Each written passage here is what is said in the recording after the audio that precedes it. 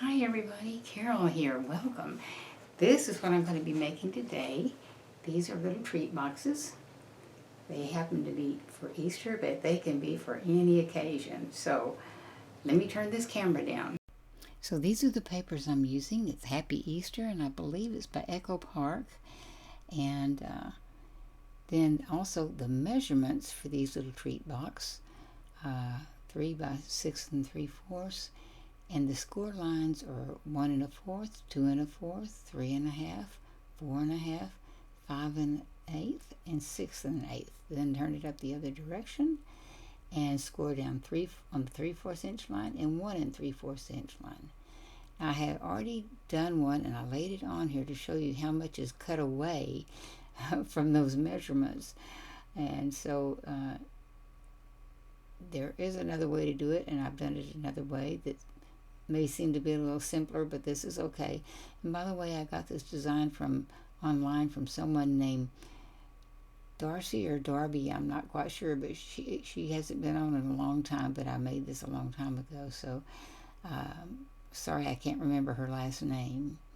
But once all these pieces are cut away, then you start doing the folding up, and I'm not showing here, but you fold and burnish on all the lines going in the other direction. So but you put down some glue and fold that over and mark it, and that makes the first little box. Then you put some more glue in right here and bring the sides all the way around, and it makes 2 little boxes on either side with your tab or your handle right in the middle. Then I'm just showing how you close up. I close the bigger tabs in first, and then the smaller tabs, the skinnier, I guess you would say, next, but it doesn't really matter, I don't think. And so put that on there, and then I would stick my fingers in there and mash it down to close it. But now the little decorating pieces are 7/8 by 1 1/8, and then what I write later on there is 7/8 by 7/8. This is just one way to decorate. You can make one long strip if you'd like to.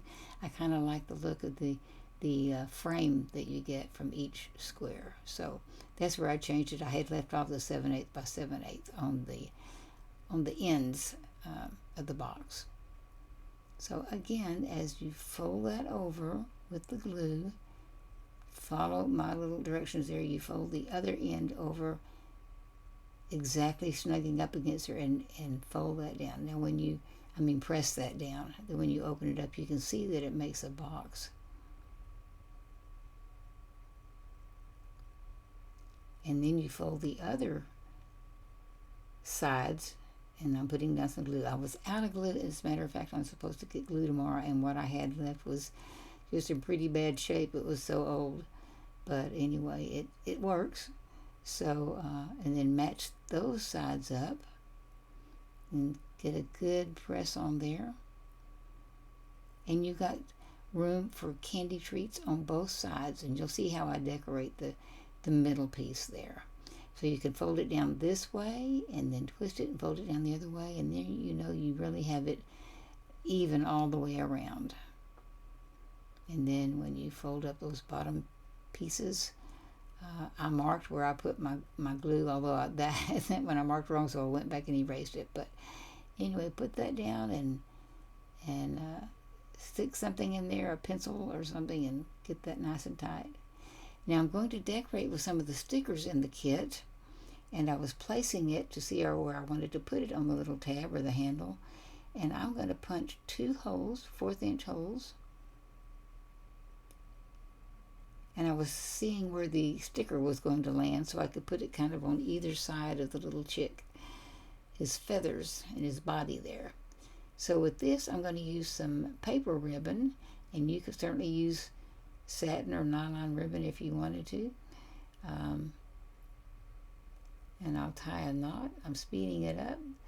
It can be a little unwieldy, that paper. And then I just used green and white. I ran out of yellow and pink. So, but this is just fine. Tie them in the 2 different holes. I tried tying them all together at once, but you got more volume, or I got more volume by separating them out. And then you know the old trick of pulling the scissor edge on that, and so that that kind of ribbon will curl. So that was a point there. Now then, I'm going to put my little sticker back on. I'm trying to decide which one to use, and put him on there. And that's what it looks like. So now I'm going to put some Easter basket greenery grass, and tucking it down in there, which is not the easiest thing to keep control of that. And I'm using 2 different kinds of candies. I couldn't find any jelly beans, so I'm using these. And also this is a perfect size for those little Hershey nuggets. And that's where the original, the girl I saw this from used this for originally, was the little nuggets. But I just thought I'd put some color in there. So there are 3 of them. Now here are some more that don't have the candy in them yet, or even the Easter grass in there. And just to show you, these are the different stickers and the different papers and cardstock. So here I'm putting them down one at a time, showing you the front and the back, and all the different little designs and all the different papers.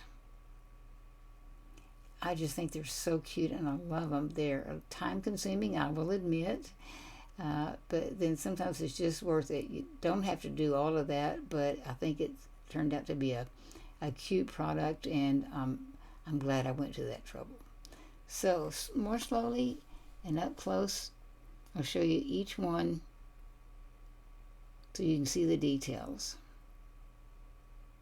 Flowers in the tulip paper, carrot in the carrot paper with yellow cardstock, the chick with the wavy paper and the pink cardstock, and the blue egg with tulips again, and some more flowers in a terracotta pot. So that's what they look like. I really hope you enjoyed this. It was a labor of love. I enjoyed it myself so much. So thank you for joining me. Hope to see you again real soon. And until then, have a wonderful rest of the day. And see you next time. Bye-bye.